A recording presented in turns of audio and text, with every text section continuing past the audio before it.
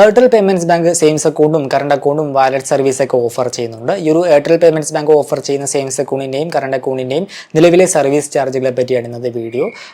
കുറച്ച് മാറ്റങ്ങളൊക്കെ ഈ ഒരു സർവീസ് ചാർജിൽ വന്നിട്ടുണ്ട്. അത് എന്തൊക്കെയാണ് നമുക്ക് ഡീറ്റെയിൽ ആയിട്ട് നോക്കാം. ഈ ഒരു എയർടെൽ പേയ്മെന്റ്സ് ബാങ്കിന്റെ സേവിങ്സ് അക്കൗണ്ടോ കറണ്ട് അക്കൗണ്ടോ ഉപയോഗിക്കുന്നവരാണെങ്കിൽ നിങ്ങളുടെ എക്സ്പീരിയൻസ് ജസ്റ്റ് ഒന്ന് കമന്റ് ചെയ്യുക. മറ്റുള്ളവർക്ക് അത് യൂസ്ഫുൾ ആയിരിക്കും. So welcome to another video.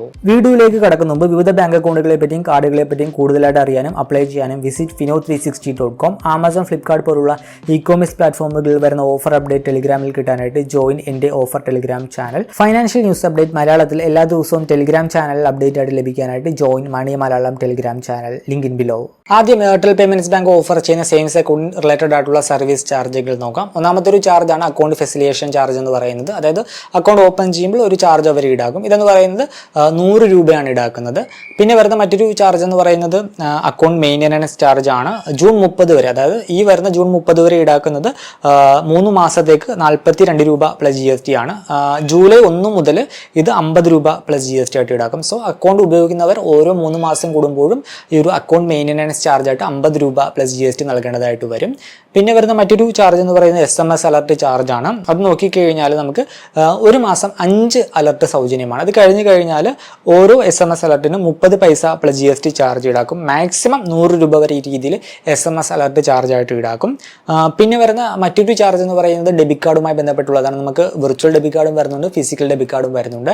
രണ്ടും ചാർജബിൾ ആണ്. വിർച്വൽ ഡെബിറ്റ് കാർഡിന്റെ ചാർജ് എന്ന് പറയുന്നത് 50 രൂപ പ്ലസ് GST ആണ് വിർച്വൽ ഡെബിറ്റ് കാർഡിന്റെ ചാർജ് ആയിട്ട് എയർടെൽ പേയ്മെന്റ്സ് ബാങ്ക് ഈടാക്കുന്നത്. ഈ ഒരു ചാർജ് നിലവിൽ വന്നത് 2025 ഏപ്രിൽ 1 മുതലാണ്. ഫിസിക്കൽ ഡെബിറ്റ് കാർഡിന്റെ ചാർജ് നോക്കിക്കഴിഞ്ഞാൽ സേവിങ്സ് അക്കൗണ്ടിന്റെ ഇഷ്യൂവൻസ് ചാർജ് വരുന്നത് 349 രൂപ പ്ലസ് GST ആണ്.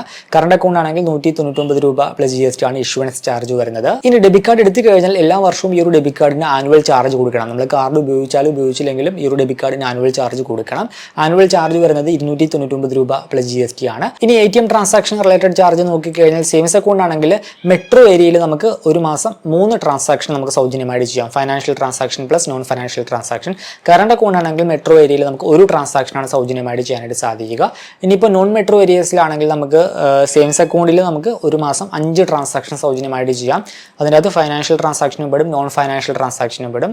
കറണ്ട് അക്കൗണ്ട് ആണെങ്കിൽ നമുക്ക് ആ ഒരു കാറ്റഗറിയിൽ നമുക്ക് ഒരു മാസം ഒരു ട്രാൻസാക്ഷൻ, ഒരു ATM ട്രാൻസാക്ഷനാണ് നമുക്ക് സൗജന്യമായിട്ട് ചെയ്യാനായിട്ട് സാധിക്കുക. ഈ ഒരു ഫ്രീ ലിമിറ്റ് കഴിഞ്ഞ് കഴിഞ്ഞാൽ ക്യാഷ് വിഡ്രോവൽ പോലുള്ള ഫൈനാൻഷ്യൽ ട്രാൻസാക്ഷൻ ആണെങ്കിൽ ഓരോ ട്രാൻസാക്ഷനും 21 രൂപ പ്ലസ് GSTയും. ഇനിയിപ്പോൾ ബാലൻസ് എൻക്വയറി, മിനി സ്റ്റേറ്റ്മെന്റ് പോലുള്ള നോൺ ഫൈനാൻഷ്യൽ ട്രാൻസാക്ഷൻ ആണെങ്കിൽ ഓരോ ട്രാൻസാക്ഷനും 9 രൂപ പ്ലസ് GSTയും ചാർജ് ഈടാക്കും. ഇനി ഒരു എയർടെൽ പേയ്മെന്റ്സ് ബാങ്ക് ഓഫർ ചെയ്യുന്ന സേവിങ്സ് അക്കൗണ്ടുമായി ബന്ധപ്പെട്ട് വരുന്നതും അതുപോലെ തന്നെ കറണ്ട് അക്കൗണ്ടിന്റെയും വിവിധ സർവീസ് ചാർജുകൾ പരിചയപ്പെടാം. അതുപോലെ തന്നെ ഈ ഒരു എയർടെൽ പേയ്മെന്റ്സ് ബാങ്കിന്റെ BSBDI കാറ്റഗറി സേവിങ്സ് അക്കൗണ്ടിന്റെയും സർവീസ് ചാർജ് നമുക്ക് ഡീറ്റെയിൽ ആയിട്ട് നോക്കാം. സാലറി അക്കൗണ്ടിന്റെ കൺവീനിയൻസ് ചാർജ് വരുന്നത് MSME അതുപോലെ തന്നെ ലാർജ് കോർപ്പറേറ്റ് ആണെങ്കിൽ ക്വാർട്ടറിൽ, അതായത് 3 മാസം കൂടുമ്പോൾ 21 രൂപ 18 പൈസ പ്ലസ് GST ആണ് ഈടാക്കുന്നത്. പിന്നെ ക്യാഷ് ഡെപ്പോസിറ്റ് അതുപോലെ തന്നെ ക്യാഷ് ലോഡിങ്ങിന്റെ ചാർജ് വരുന്നത് മൊബൈൽ ആപ്പ് വഴി അതുപോലെ ഇന്റർനെറ്റ് ബാങ്കിങ് വഴിയും സൗജന്യമാണ്.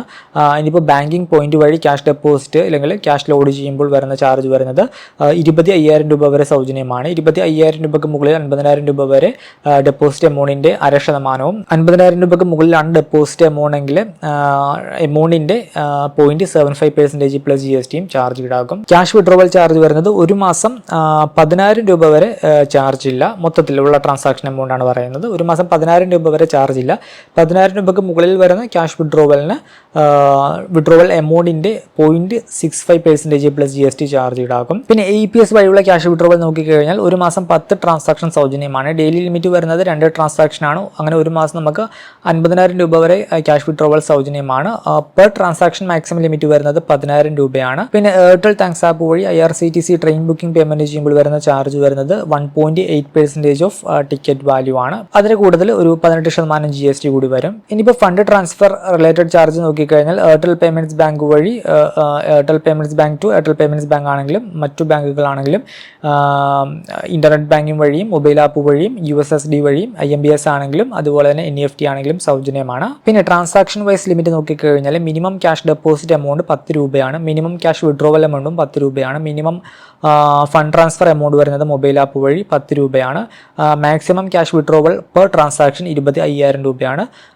പെർ മന്ത് നമുക്ക് മാക്സിമം വിഡ്രോ ചെയ്യാൻ സാധിക്കുന്ന എമൗണ്ട് എന്ന് പറയുന്നത് 5 ലക്ഷം രൂപയാണ്. മൊത്തത്തിലുള്ള ക്യുമുലേറ്റീവ് ട്രാൻസാക്ഷൻ്റെ ലിമിറ്റാണ് വരുന്നത്. അല്ലാതെ സിംഗിൾ ട്രാൻസാക്ഷനിൽ അല്ല, മൊത്തത്തിൽ 5 ലക്ഷം രൂപയാണ് നമുക്ക് ഒരു മാസം വിഡ്രോ ചെയ്യാനായിട്ട് സാധിക്കുക. പിന്നെ മാക്സിമം സേവിങ്സ് അക്കൗണ്ട് ബാലൻസ് എന്ന് പറയുന്നത് 1,97,000 രൂപ വരെയാണ്. പിന്നെ കാർഡ് ഉപയോഗിച്ചുള്ള online transaction per day limit വരുന്നത് 15 ട്രാൻസാക്ഷൻ ആണ്. പിന്നെ ബെനിഫിഷ്യറി ആഡ് ചെയ്യാതെ ട്രാൻസ്ഫർ ചെയ്യാൻ സാധിക്കുന്ന ഫണ്ട് എന്ന് പറയുന്നത് ഒരു മാസം 10,000 ആണ്. പിന്നെ പാൻ ഡീറ്റെയിൽസ് ആഡ് ചെയ്ത കസ്റ്റമർ ആണെങ്കിൽ മന്ത്ലി ട്രാൻസാക്ഷൻ ലിമിറ്റ് വരുന്നത് 6 ലക്ഷം രൂപയാണ്. ഇനിയിപ്പോൾ വിത്തൗട്ട് പാൻ ആണെങ്കിൽ മന്ത്ലി ട്രാൻസ്ഫർ ലിമിറ്റ് വരുന്നത് 2 ലക്ഷം രൂപയാണ്. പിന്നെ പാൻ ഇല്ലാത്ത കസ്റ്റമർ ആണെങ്കിൽ ഡെയിലി ക്യാഷ് ഡെപ്പോസിറ്റ് എന്ന് പറയുന്നത് 49,999 രൂപയാണ്. ഇനിയിപ്പോൾ എയർടെൽ പേയ്മെന്റ്സ് ബാങ്കിന്റെ BSBD അക്കൗണ്ട് ആണെങ്കിൽ ക്വാർട്ടർലി ആവറേജ് ബാലൻസ് നില്ലാണ്. ഡെബിറ്റ് കാർഡ് ചാർജ് നോക്കിക്കഴിഞ്ഞാൽ ഇഷ്യൂവൻസ് ചാർജ് ഇല്ല, ആനുവൽ മെയിൻ്റനൻസ് ചാർജും വരുന്നില്ല. നമ്പർ ഓഫ് വിഡ്രോവൽ നോക്കിക്കഴിഞ്ഞാൽ പെർ മന്ത് 4 വിഡ്രോവലാണ് നമുക്ക് ചെയ്യാനായിട്ട് സാധിക്കുക.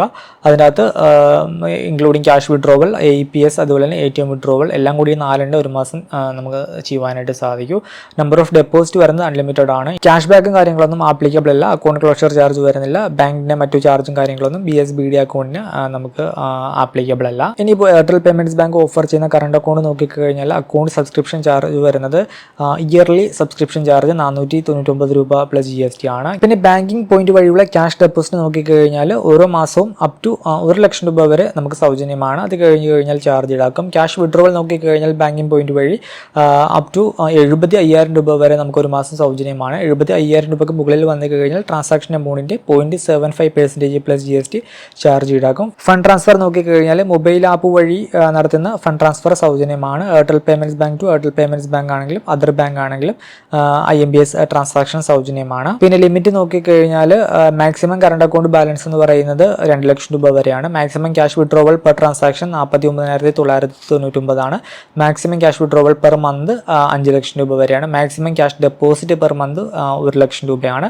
Maximum cash deposit per year വരുന്നത് 10 ലക്ഷം രൂപ വരെയാണ്. പിന്നെ മിനിമം ഫണ്ട് ട്രാൻസ്ഫർ എമൗണ്ട് എന്ന് പറയുന്നത് 10 രൂപയാണ് മൊബൈൽ ആപ്പ് വഴി. Maximum debit from current account per transaction 2 ലക്ഷം രൂപ വരെയാണ്. ഇനിയിപ്പോൾ മാക്സിമം ഡെബിറ്റ് പെർ ഡേ നോക്കിക്കഴിഞ്ഞാൽ എല്ലാ മോഡിലും കൂടി കമ്പൈൻ ആയിട്ട് ഒരു ദിവസം നടത്തുവാൻ സാധിക്കുന്ന ഡെബിറ്റ് ട്രാൻസാക്ഷന്റെ ലിമിറ്റ് എന്ന് പറയുന്നത് 5 ലക്ഷം രൂപ വരെയാണ്. ഈ ഒരു വീഡിയോ ഇഷ്ടമാണെന്ന് കരുതുന്നു. മറ്റൊരു വീഡിയോയിൽ മറ്റൊരു ടോപ്പിക്കുമായി കണ്ടുമുട്ടാമെന്ന പ്രതീക്ഷയോടുകൂടി